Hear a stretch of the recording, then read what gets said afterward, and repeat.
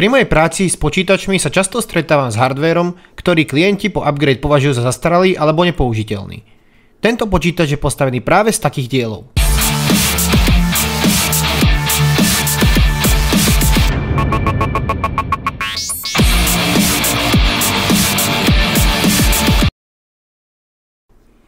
Dnes tu máme zostavu, ktorej architektúra procesora bude tento rok oslavovať 12 rokov.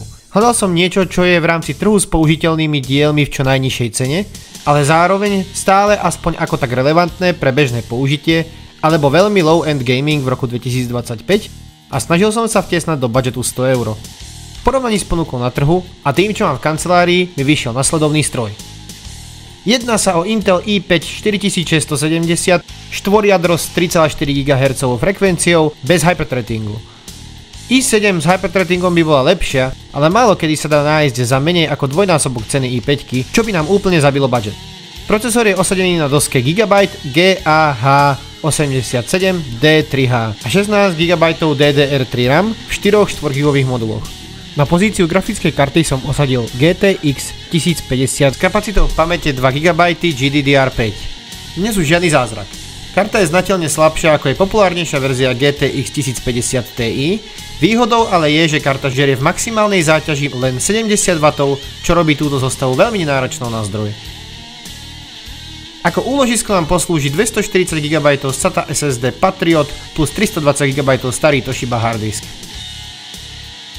Mašina je poháňaná 500W zdrojom FSP Fortron s bronze certifikáciou, ktorý je síce na aktuálnu kartu overkill, ale dáva priestor na relatívne solidný grafický upgrade karty strednej triedy do budúcna. Všetko je osadené v skrinke Evolveo Ray 4, ktorá je mimochodom veľmi pekná, keď je nová.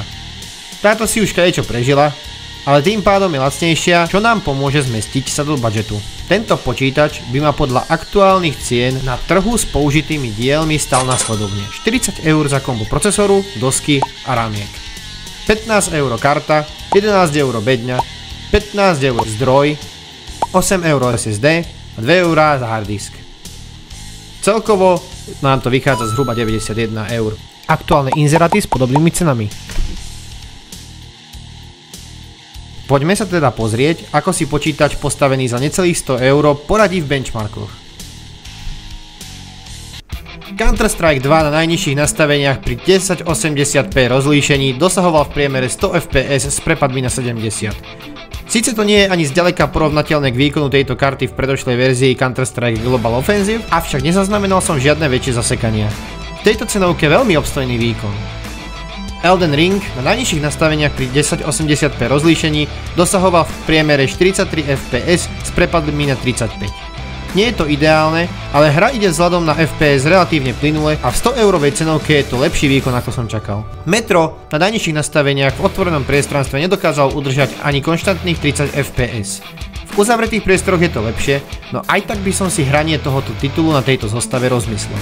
Tu je vidieť, ako obmedzujúce sú 2 GB VRAM na modernejšie tituly. Red Dead Redemption 2 bol na tom ešte horšie. Kvôli nedostatočnej VRAM hru spustí len v režime okna a aj to len do menu. Po spustení benchmarku sa hra zasekne v obrazovke načítavania, cez ktorú sa nebola schopná dostať ani po 30 minútach. Ak však upravíme vykresľovanie rozlíšenia v config súbore na 50% z 1080p, dokážeme hru spustiť na celej obrazovke a aj benchmark nabehne s výkonom 41 fps v priemere. Hra ale na týchto nastaveniach vyzerá dosť zle, textúry v náročnejších oblastiach preblikávajú, alebo sa majú problém načítať. Red Dead Redemption 2 sa teda zahrať dá, ale chce to veľké úsilie a veľa kompromisov. Witcher 3 na medium nastaveniach s tieňmi na low pri 1080p rozlíšení dosahoval v najnáročnejšej časti hry 36 fps v priemere. Priamo v Novigrade časovanie snímkov spôsobuje trhanie, ale inak je to relatívne uspokojivý výsledok. Poďme sa pozrieť na jeden z aktuálne najpopulárnejších e-šport titulov. V Marvel Rivals na najnižších nastaveniach z FSR 3 na 75% rozlíšenia 1080p sa podarilo vytiahnuť 60 fps v priemere. Nie je to teda oslňujúci výkon, ale vzhľadom na to, že sa jedná o najnovší titul v benchmarkoch, je to lepšie ako som očakával. V náročnejších Web3 tituloch už je veľmi vidieť nedostatky tejto grafickej karty. Illuvium pri 1080p v najnižších nastaveniach má problém dosiahnuť čo i len 25 fps a hra je naozaj nehrateľná. Off the Grid je už úplne nehrateľný, nakoľko pri načítaní mapy hneď nastane crash. Menej náročné tituly ako Shatterline vieme bez problémov dostať pri 1080p low až medium nastaveniach nad 60 fps. Toto je presne typ hry, ktorý ešte 2 GB karta bez problémov zvládne. Táto hra je optimalizovaná tak, aby to zvládal spustiť smartfón, takže tu na najvyšších nastaveniach pri 1080p nebol problém dosiahnuť 60 fps. Ďalší jednoduchý titul, ktorý ale prekvapivo musel ísť dole na high nastavenia, aby sme dosiahli priemerných 60 fps, ale okrem toho žiadny väčší problém. Z týchto benchmarkov je teda jasné, že počítač najviac brzdí grafická karta. Poďme sa teda pozrieť, čo zvládne s kartou, ktorá je na neho naopak predimenzovaná. Na tieto testy použijem svoju GTX 1080 Ti, ktorá je so svojimi 11 GB VRAM a top výkonom svojej doby na tento systém už dosť overkill, ale tým vieme zistiť maximálny výkon procesora. Karta je ale trošku viac hladná ako 1050, takže som musel pripojiť silnejší zdroj. Tu sú benchmarky. Prekvapivo Counter-Strike 2 nezaznamenal žiadnu extra zmenu v FPS. Táto hra bola vždy viac náročná na procesor, ale nečakal som, že to bude až tak viditeľné. Grafická karta sa nám prakticky nudí. Elden Ring. Na high nastaveniach 1080p dosahuje v priemere 50 fps. Tu sme však limitovaní procesorom, nakoľko sa karta pohybuje na cca 40% využití. Je zaujímavé vidieť, aký obrovský rozdiel je vo výkone entry level a top high-end karty v rovnakej generácii. Metro tentokrát na 1080p Ultra dosahuje 90 fps v priemere pri využití karty na 50%. V tejto hre sa obstojne drží aj naša i5. Vďaka 1080 Ti vieme Red Dead Redemption 2 spustiť absolútne bez problémov.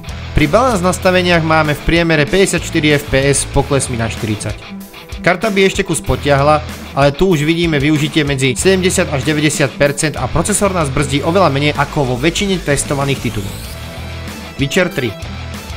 To ma procesor prekvapil a nie je práve príjemne. Pri high nastaveniach v Novigrade dosahovala hra maximálne 45 fps s poklesmi na 32. Rozhodne hrateľnejšie ako s 1050 na low nastaveniach, no aj tak by som čakal viac. 1080 Ti sa nám samozrejme zase nudila pri využití maximálne 40%. Marvel Rivals v 1080p Full Epic nastavenia boli bezproblémové na 70 fps v priemere. Na videu je vidieť trhanie, ktoré ale v hre prítomné nebolo. Nahrávanie prebiehalo priamo na testovanom počítači, takže je možné, že počas načítavania textúr nestihalo spracovať nahrávku. V každom prípade pri tejto konfigurácii sa síce procesorku strápi, ale hra ide absolútne bez problémov. Illuvium. Tentokrát na 1080p Medium dosahuje priemerne 60 fps s prepadmi na 35, keď je potrebné načítavať textúry. Grafická karta dosahuje využitie 30 až 60%, zatiaľ čo procesor maká naplno. Off the Grid na 1080p low s FSR na Ultra Performance nastavení dosahuje 48 fps v priemere s veľkými výkyvmi a beznádejne vyťaženým procesorom, zatiaľ čo karta sa zase raz nudí. Tento titul proste nie je hrateľný na slabších procesoroch a to platí aj na moderných mašinách s entry level Ryzenmi alebo i3 až i5. Shatterline som testoval na medium high nastaveniach pri 1080p, kde sme mali v priemere 100 fps a využitie grafickej karty okolo 70%. V týchto benchmarkoch je vidieť, že párovanie tohoto procesora s takouto silnou grafickou kartou nemá veľmi zmysel. Avšak ani 1050 nie je úplne ideálna voľba, ak by nás nelimitoval budget. Optimálna karta pre túto zostavu by bola 1070 alebo 1660 Super, kde by sme získali veľmi porovnateľný výkon, ako sme dosiahli s 1080 Ti, ale bez toho, aby nám procesor brzdil kartu. Tieto karty sa sami o sebe pohybujú v rozmedzi 60 až 90 eur, čo by nás posunulo vysoko nad budget, ale podľa mňa to rozhodne stojí za to. Haswell nám už teda ukazuje, že sa postupne dostáva na koniec svojej púte použiteľnej generácie procesorov, avšak za cenu, za ktorú sa tento počítač dá postaviť, je podľa môjho názoru stále veľmi schopný. Najnovšie tituly majú pri takejto zostave problém hlavne kvôli nedostatku VRAM pamäte, ale ak grafickú kartu zameníme za niečo silnejšie, napríklad za 8 GB 1070, mašina stále zvládne médium nastavenie na 1080p aj v graficky náročnejších hrách. Aj takto starý hardware teda rozhodne ešte nepatrí do šrotu a určite ešte nájde využitie u gamerov s nižšími nárokmi a budžetom. Ak by si mal záujem o podobnú mašinu, niečo silnejšie, alebo počítač presne na mieru, neváhaj sa ozvať. Kontakt nájdeš v popise videa. Ak by ťa zaujímali Web3 hry, pozri sa aj na Twitch, kde tieto hry pravidelne hrávame. Budem rád, keď sa uvidíme v čete. Vidíme sa pri ďalšom videu alebo na streame.